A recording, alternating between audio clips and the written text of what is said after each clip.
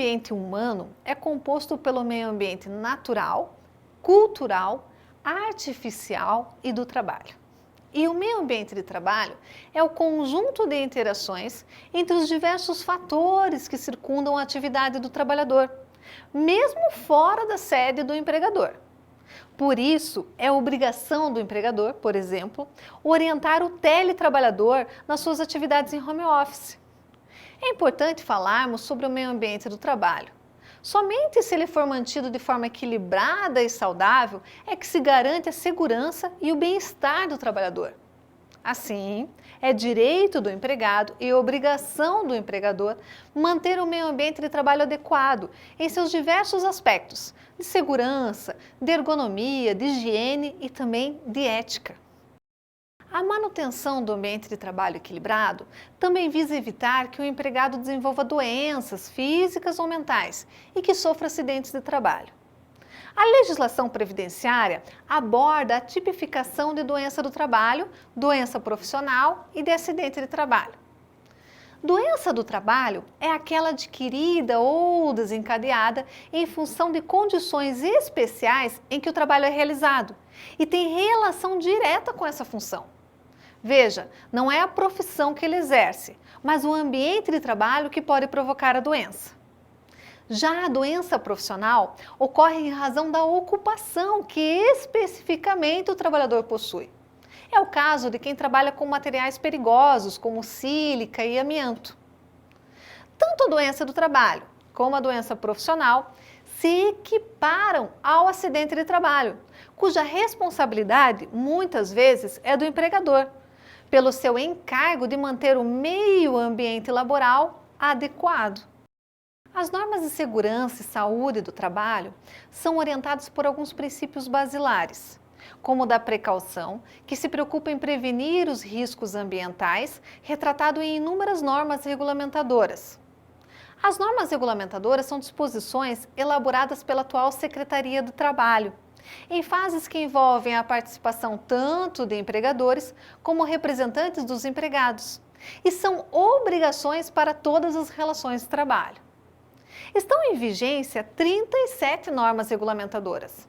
Algumas são mais genéricas, como a norma regulamentadora 1, que traz disposições gerais, a NR2, que trata da inspeção prévia, a NR3, que aborda os institutos do embargo e da interdição. Já a NR4 e a NR5 abordam a constituição de órgãos internos nos empregadores para fins de prevenção de acidentes e doenças, bem como pela manutenção de um meio ambiente saudável. A NR4 se refere ao SESMIT, sigla para Serviços Especializados em Segurança e em Medicina do Trabalho. São de constituição obrigatória para as empresas que tenham um determinado número de empregados e apresentem um grau de risco especificado na norma. O risco é definido de acordo com o tipo de atividade econômica do empregador. Já a NR5 trata da constituição e funcionamento da CIPA, Comissão Prévia de Prevenção de Acidentes. Essa comissão deve ser composta tanto por representantes do empregador quanto por representantes dos empregados. Entre as atividades da CIPA está a proposição de melhorias concretas no ambiente de trabalho, como a troca de mobiliário, a averiguação de eventuais setores de insalubridade e a promoção de atividades de conscientização. O representante do grupo de empregados na CIPA é detentor de estabilidade provisória e só pode ser dispensado por justa causa ou por extinção do estabelecimento. A NR6 trata dos EPIs, os equipamentos de proteção individual de uso obrigatório pelos empregados. Cabe ao empregador fornecer os EPIs com regularidade, instruí-los quanto ao seu uso correto e fiscalizar se os empregados estão utilizando adequadamente. A recusa do empregado em utilizar os equipamentos é considerada uma falta grave. A recém-atualizada NR7 prevê a implementação do PCMCO, Programa de Controle Médico de Saúde Ocupacional. Dele se extrai, por exemplo, aquelas obrigatoriedades de exame admissional, do periódico e do demissional. A NR9 também traz regras gerais que dizem respeito à elaboração e implementação do PGR, Programa de Gerenciamento de Riscos, que acabou de substituir o PPRA. Desses sistemas mencionados para a prevenção de acidentes e manutenção de um ambiente saudável, é importante ressaltar que os serviços especializados em segurança e medicina do trabalho são obrigatórios somente para alguns empregadores, a depender da sua atividade econômica de risco. Já a CIPA é obrigatória para todas as empresas a partir de um determinado número mínimo de empregados. A atividade aqui é importante apenas para saber qual é o número mínimo de empregados necessário para a sua constituição. No varejo, por exemplo, a partir de 50 empregados.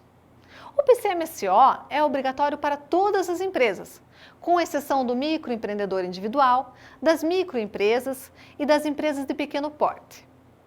E o PGR é necessário para as empresas que tenham ambientes cujos empregados sejam expostos a riscos de insalubridade ou de periculosidade, conforme as NRs 15 e 16. Algumas normas regulamentadoras são voltadas para atividades específicas, como a NR 8, que aborda regras de segurança para o trabalho em edificações, a NR 10, que estabelece critérios para o trabalho em instalações elétricas e serviços de eletricidade, a NR 11 aponta regras para a segurança para a operação de elevadores, guindastes, transportadores industriais e máquinas transportadoras. Agora, não importa a área de atuação. Desde que o empregador tenha empregados manuseando máquinas e equipamentos, deve observar a NR 12. Ela prevê requisitos desde o projeto, compras, instalação e manuseio desses itens. Em decorrência do risco inerente, o trabalho em caldeiras, vasos de pressão e tubulação é regulamentado pela NR 13. E as atividades prestadas junto a fornos são regulamentadas pela NR 14. Duas das mais relevantes normas regulamentadoras são a NR 15 e a NR 16. A 15 aborda todas as questões referentes ao trabalho insalubre e a 16 se refere às atividades perigosas, estabelecendo quais são os agentes específicos e as medidas, distâncias, condições e graus de exposição para configurar tanto a insalubridade como a periculosidade. Também recém-formulada, a norma regulamentadora 18 prevê regras e diretrizes para a execução de atividades em construção civil. Atividades que colocam trabalhadores em contato com explosivos estão regulamentadas pela NR 19 e com inflamáveis e combustíveis pela 20. É natural que haja uma regulamentação rígida sobre o armazenamento e manuseio desses elementos, pois são muito sensíveis e de alto risco à vida. A atividade a céu aberto também necessita de regulamentação para que o trabalhador tenha acesso à higiene e questões sanitárias mínimas e dignas, o que está ressalvado na NR 21. Outra atividade de grande risco, que gera danos irreversíveis à saúde do empregado, é a mineração. Diante disso, a NR 22 traz algumas garantias mínimas para resguardar o trabalho seguro e com o menor contato possível com agentes insalubres. E a NR 23 aborda a sinalização e informação quanto aos riscos de incêndio em todos os locais de trabalho.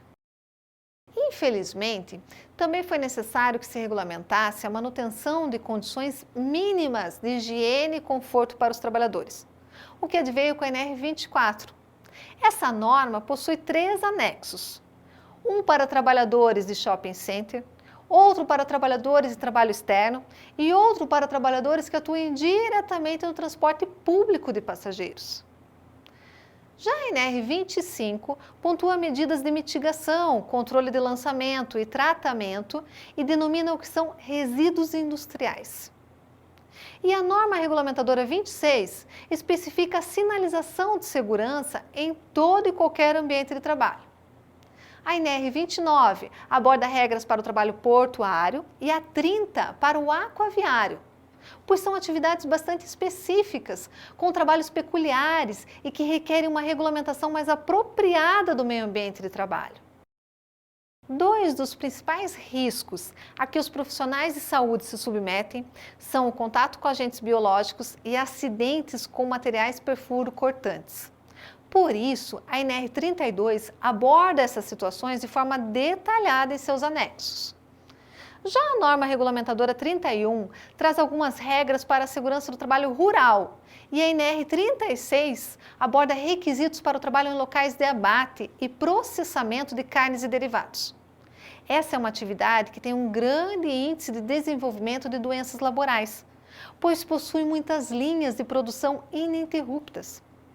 A NR 33 aborda regras a serem aplicadas em espaços confinados e a NR 35 em trabalho em altura, inclusive apontando a necessidade de treinamentos específicos. Por fim, a norma regulamentadora 34 aborda a atividade específica de construção, reparação e desmonte naval e a NR 27, a atividade em plataformas de petróleo. Essas são duas espécies de atividades que também requerem uma fiscalização diferenciada quanto ao meio ambiente de trabalho. Como falei, são 37 normas regulamentadoras. Todas foram criadas para amenizar o risco inerente a determinadas atividades e assegurar que os empregadores implementem condições mínimas de trabalho.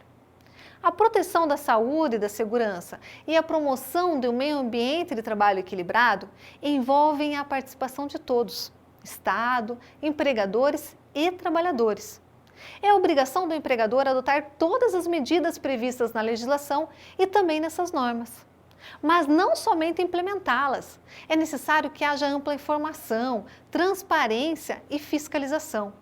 E é obrigação do empregador facilitar a fiscalização por parte das autoridades da Secretaria do Trabalho. Os empregados também devem fazer sua parte e colaborar para que haja efetiva aplicação dessas normas. Eles devem cumprir todas as determinações em demandas que lhes cabem, em especial quanto às vedações aos procedimentos no manuseio de máquinas e equipamentos e no uso dos equipamentos de proteção. Só assim essas normas terão garantia de aplicação na prática e a lei vai cumprir seu papel de manter um ambiente de trabalho o mais seguro e saudável possível.